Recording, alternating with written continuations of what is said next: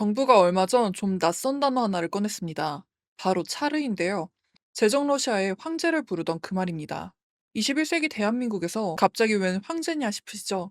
그런데 더 놀라운 게 있습니다. 이 황제를 안 치면서 공무원들한테 면죄부까지 쥐어주겠다고 하는 건데요. 심지어 나라의 감사, 그 서슬퍼런 감사원 감사도 면제를 해준다고요. 대체 규제가 얼마나 안 풀렸으면 황제를 부르고 면죄부까지 꺼냈을까요? 오늘은 이 메가특구라는 정부의 승부수를 왜 이렇게까지 하는지부터 그 안에 숨은 그림자까지 싹 다 뜯어볼게요. 먼저 이 차례가 뭔지부터 설명해 보겠습니다. 원래 러시아 황제를 뜻하는 말이었는데 요즘은 미국에서 특정 문제를 해결하려고 강력한 정권을 몰아준 총책임자를 이렇게 부른다고 합니다. 마약 문제를 총괄하면 마약 차르 이런 식으로요. 정부가 하려는 것도 똑같습니다. 반도체면 반도체, 로봇이면 로봇. 그 분야의 규제를 한 사람한테 통째로 맡기는 거예요.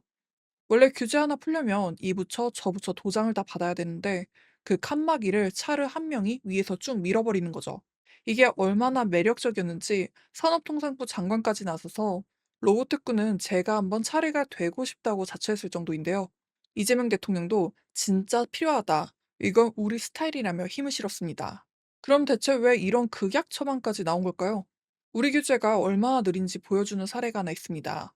현대차가 울산에 전기차 공장을 지으려는데 원래대로라면 인허가에만 3년이 걸릴 일이었어요. 그런데 정부가 작정하고 밀어주니까 그게 10개월로 확 단축이 된 거죠. 뒤집어 말하면 누가 총대를 메고 밀어주지 않으면 멀쩡한 공장 하나 짓는데도 3년씩 걸린다는 겁니다. 세계는 반도체, AI를 놓고 초단위 경쟁을 하고 있는데 우리는 도장을 받느라 몇 년을 흘려보내는 거죠. 그럼 여기서 진짜 궁금한 게 생깁니다. 규제를 풀 권한이 있는 공무원들은 왜 진작 안 풀어준 걸까요? 여기에 이유가 좀 씁쓸합니다. 공무원들이 겁이 나서거든요. 무슨 말이냐면 어떤 공무원이 큰맘 먹고 규제를 풀어줬다고 쳐요. 그런데 몇 년 뒤에 정권이 바뀌거나 감사원 감사가 시작되면 "너 그때 이걸 왜 풀어줬어?" 하고 책임을 뒤집어 쓰는 일이 반복돼 온 거예요. 규제를 풀어서 잘못되면 내가 독박을 쓰는 거고 가만히 있으면 본전 치는 거죠. 그러니 누가 나서서 이걸 풀겠어요. 이걸 보신주의라고도 합니다. 그래서 정부가 꺼낸 카드가 바로 면책입니다.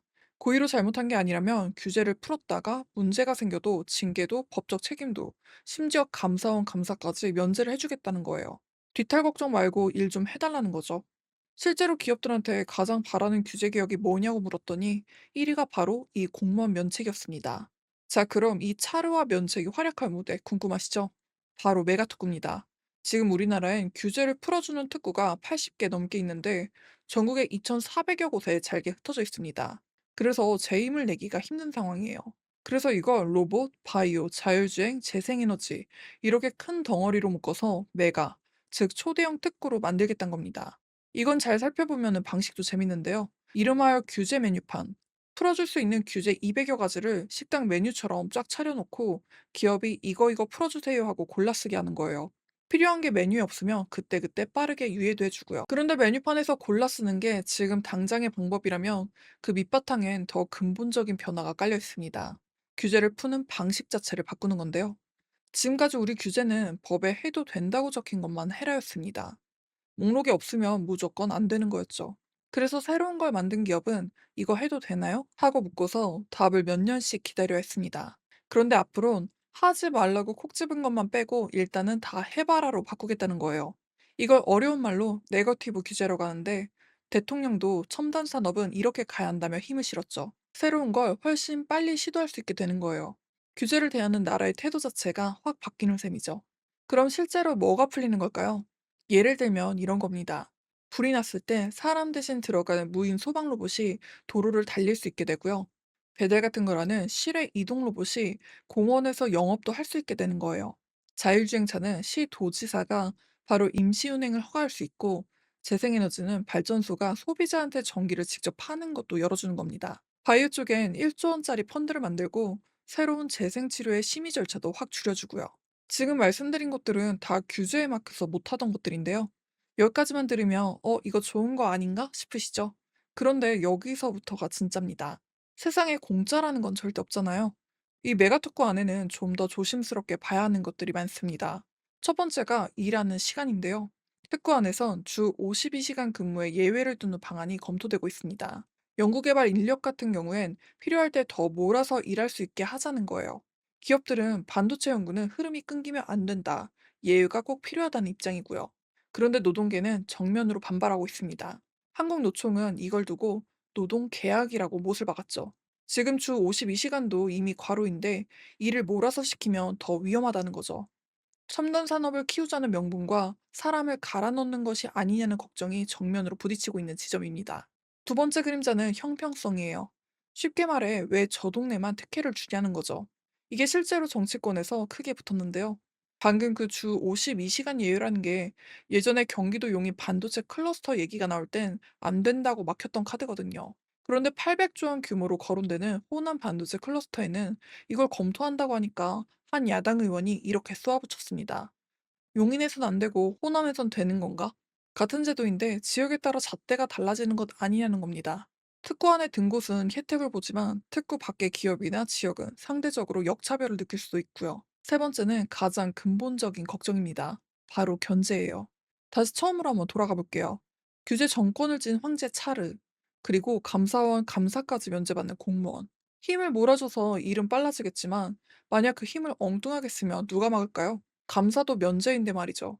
그래서 자칫 특혜나 부패 면제부가 되는 것이 아니냐는 우려가 나오고 있습니다. 재밌는 건 이 걱정을 다른 누구도 아닌 대통령이 직접 짚었다는 건데요. 차르 제도를 밀면서도 무슨 제도든 악용하는 사람이 꼭 있다. 민주적 통제를 잘해야 한다. 투명하고 공정해야 한다고 단서를 달았거든요. 규제를 확 푸는 것에 대해서도 사고 나면 어쩌지 싶어 불안한 게 사실이라고 솔직히 인정도 했고요. 속도를 내는 쪽도 그 부작용을 알고는 있단 뜻이에요. 그럼 이게 나랑은 무슨 상관인지 아셔야겠죠? 잘만 굴러가면 우리 동네에 큰 공장과 연구소가 들어오고 새 일자리도 생기고 막혔던 산업이 뚫리면서 경제가 도는 거예요. 특히 지방 사는 분들께는 반가운 기회일 수 있겠죠. 그런데 그 대가도 다 같이 봐야 합니다. 그 일자리가 혹시 더 오래, 더 몰아서 일하는 자리는 아닐지, 안전이나 환경을 지키던 규제까지 덩달아 느슨해지는 건 아닐지, 속도를 얻는 대신 우리가 뭔가를 내주는 건 아닌지도 따져봐야겠죠. 결국 이건 개발이냐, 안전이냐. 우리 사회가 늘 고민해온 그 오래된 저울질입니다. 그럼 정리해볼게요. 정부는 지금 규제라는 벽에 막혀 답답했던 산업의 물꼬를 트려고 황제를 부르고 면죄부까지 꺼냈습니다. 방향 자체는 많은 분들이 공감하실 거예요. 우리가 너무 느렸던 것도 사실이니까요. 다만 속도를 내면 낼수록 그 반대편의 안전판도 같이 튼튼해야 합니다. 힘을 몰아준 만큼 견제도 촘촘해야 하고 산업을 키우는 만큼 그 안에서 일하는 사람들도 지켜야죠. 저는 그래서 여러분께 묻고 싶습니다. 규제를 빨리 푸는 것과 천천히 가더라도 안전판을 지키는 것, 여러분은 어느 쪽에 무게를 두시나요? 댓글로 남겨주세요. 오늘의 내용이 도움이 되셨다면 구독, 좋아요, 알림 설정 부탁드립니다. 지금까지 나나의 경제시선이었습니다. 오늘도 시청해주셔서 감사드립니다.